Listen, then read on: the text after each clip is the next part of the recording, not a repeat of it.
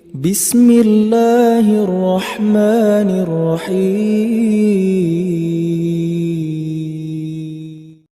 Bismi rabbikal ladzi khalaq. Muhammad, baca, ikuti bacaan ini yang akan saya bacakan, bukan karena engkau nggak bisa baca, bukan karena engkau punya guru yang mengajarkan engkau membaca, bukan karena engkau nggak pernah sekolah, tapi bacakan itu, niatkan semua karena Allah yang menciptakan kamu saja begitu mudah, apalagi membuat kamu bisa mengikuti bacaan.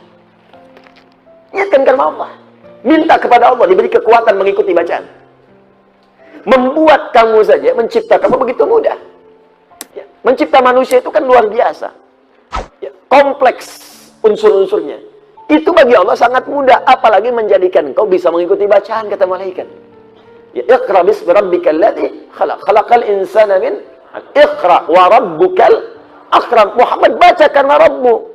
Kenapa baca karena Rabbu? Guru itu mulia, sekolah itu mulia. Mulia dalam bahasa Arab karim, hebat. Al-ustadz karim, ustadzah karimah. Guru mulia, dosen mulia, ustadz mulia, kiai mulia. Allah lebih mulia. Jadi kalau yang mulia saja bisa mengajar, apalagi Allah yang lebih mulia, gampang menanamkan engkau pada dirimu untuk bisa mengikuti bacaan. Niatkan semua karena Allah. Ini ayat mengajarkan pada kita, kalau Anda sedang belajar, anak Anda sedang belajar, dalam mengikuti kesulitan tertentu dalam pelajaran, maka kembalikan kepada Allah, minta. Ya, minta. Makanya sebelum anak-anak belajar tuh ibunya berdoa, bapaknya berdoa. Ya, anaknya berdoa. Ibnu Abbas sebelum belajar dibelai oleh Nabi, diberikan doa. Allahumma faqihhu fid din wa 'allimhu ta'wil. Maka semua pelajaran yang dipelajari Ibnu Abbas jadi ringan untuk dipelajari. Saya berikan satu rahasia. Ini di antara kita saja. Saya tambah satu lagi, dua rahasia. Lihat sini tulisannya. Bismillah. Iqra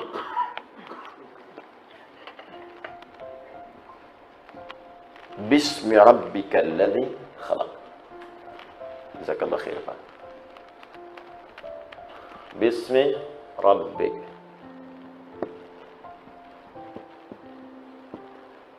kalladzi khalaq.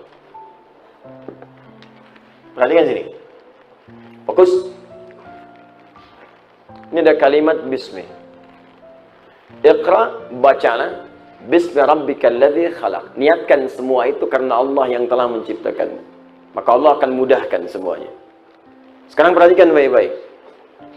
Saya bandingkan dengan kalimat bismillah. Bismillahirrahmanirrahim. Fokus. Bismi rabbik kita, Rabb itu siapa? Allah kan? Baik. Sekarang bismillah. Ini bismi rabbik, ini bismillah. Rabb adalah Allah. Satu nama di antara al-asma'ul husna. Ar-Rahman, Ar-Rahim, dan seterusnya. Sekarang perhatikan baik-baik. Kenapa ketika di sini banyak ada alifnya? Ketika di sini alifnya dibuang. Fokus, fokus, awas. Dan dirasam seperti ini. Dan di sini ada makna. Bukan sekedar tulisan. Di sini ada makna. Ya, walaupun di sini orang mengatakan kathratul isti'mal, banyak digunakan, tidak ada makna di sini. Perhatikan teman-teman sekalian, alif dalam ilmu lughah, itu untuk menunjukkan sesuatu yang panjang, yang ada proses. Makanya di bacaan, kalau ada alif, sebelumnya dibaca a panjang. Kalau ada ya, sebelumnya i panjang. Kalau ada wawu, sebelumnya u panjang. Rumus asalnya begitu. Contoh, hamzah, dal, ya.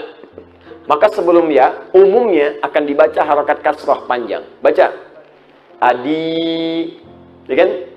Hamzah, ba, wawu. Baca. Abu. Jelas? Taib. Sekarang teruskan sini.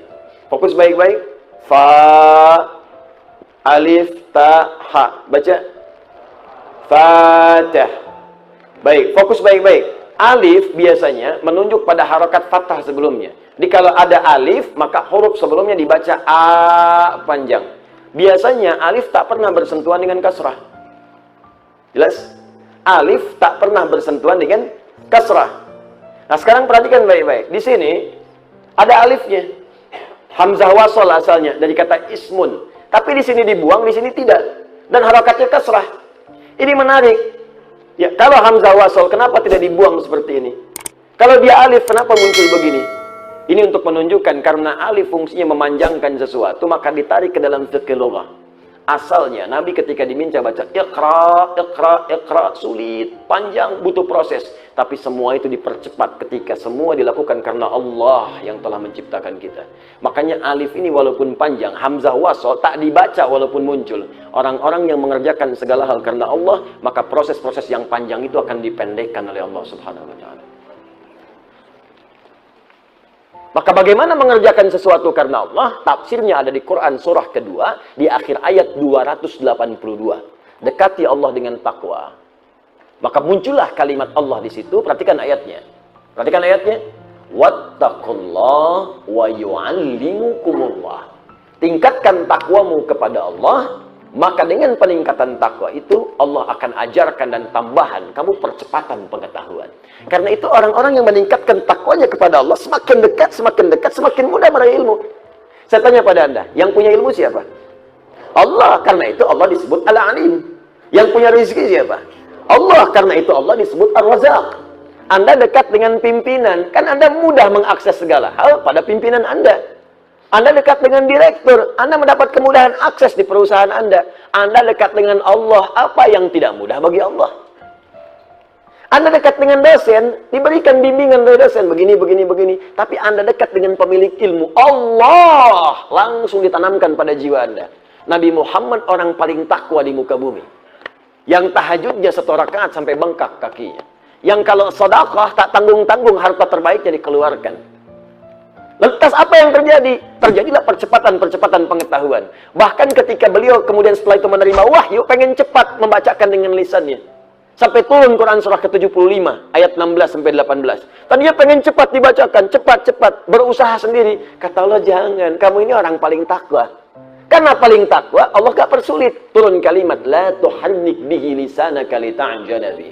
Inna alaina jam'ahu wa qur'ana. Fa'idha qara'nahu fattabi' qur'ana. Muhammad, jangan cepat kau menggerakkan lisanmu supaya cepat hafal, dibacakan apa yang dibacakan ini. Ya, cukup kamu ikuti bacaan saja.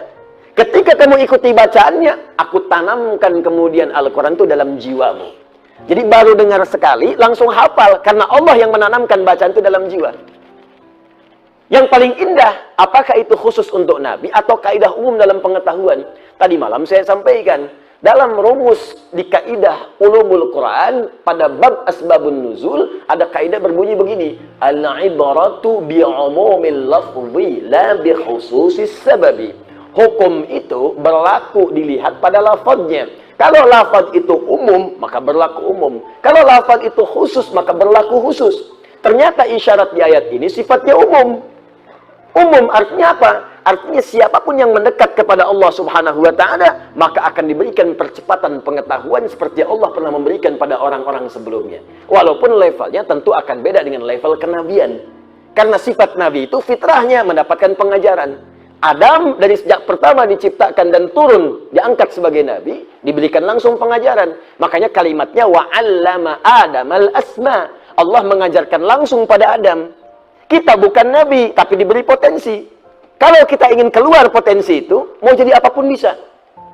Katakan ya, pada jiwa kita, tidak ada manusia yang bodoh. Ingat, manusia bodoh itu cuma lagu. Ya, gak ada manusia bodoh. Ingat baik-baik. Semua pintar. Karena dalam diri kita itu banyak potensi. Mau jadi ahli fisika bisa, ahli kimia bisa, ahli biologi bisa, sekaligus ahli kimia, ahli tafsir bisa. Ya, ahli kimia yang hafal Quran bisa. Ahli tafsir yang hafal hadis ada banyak, Pak. Tinggal maunya kita apa? Bisa dieksekusi. Caranya bagaimana? Ya belajar. Untuk mendapatkan percepatan dalam belajar itu dekati pemilik ilmu Allah. Nabi sudah kasih jalan. Bagaimana cara mendekati Allah? Salat tingkatkan, hafalkan Quran. 2 aja. Ya, saya ingin berikan pesan penting, ajarkan anak-anak kita 2 hal dari sejak dini. Pertama, sholat untuk membangun kedekatan dengan Allah. Yang kedua, minta dia menghafal Quran untuk membuka pintu kecerdasan dalam otaknya. Ya, penghafal Quran itu sudahlah. Kalau menghafalnya benar, meningkat minimal 3 kali lipat kecerdasan pada jiwanya. Cepat itu, cepat. Ya, itu sudah di riset dari luar sudah ada. Riset terakhir menunjukkan bahwa kenapa penghafal Quran yang benar, banyak yang pintar, karena Quran sendiri setidaknya punya 52.000 kosakata. Orang yang terlatih menghafal kosakata, maka semakin ringan dan encer otaknya untuk mendapatkan informasi yang lain. Gampang. Makanya orang-orang dulu pinternya nggak nanggung. Minimal 3 bidang ilmu. Sekarang cuma 1. Silahkan cek Pak, ahli kimia, biologi, fisika, bahkan dokter itu hafal Quran. Anda buka kitab, namanya Bidayatul Mujtahid, fi Nihayatil Muqtasid. Disingkat Bidayatul Mujtahid, karangan Ibnu Rushd. Itu kitab tentang fikih muqarin, perbandingan pendapat-pendapat fikih. Apa hukumnya begini, menurut ulama ini begini, dibandingkan di situ. Anda tahu siapa yang nulis? Dokter bedah. Dokter nulis kitab fikih. Kan sangat menarik, Pak. Kenapa? Hafal Quran. Ya dulu orang seperti itu. Ngapalin Quran, jadi ahli matematika, jadi ahli ini, ahli itu dan sebagainya. Jadi banyak orang meriset ayat Al-Quran ketika dia menghafal bahkan.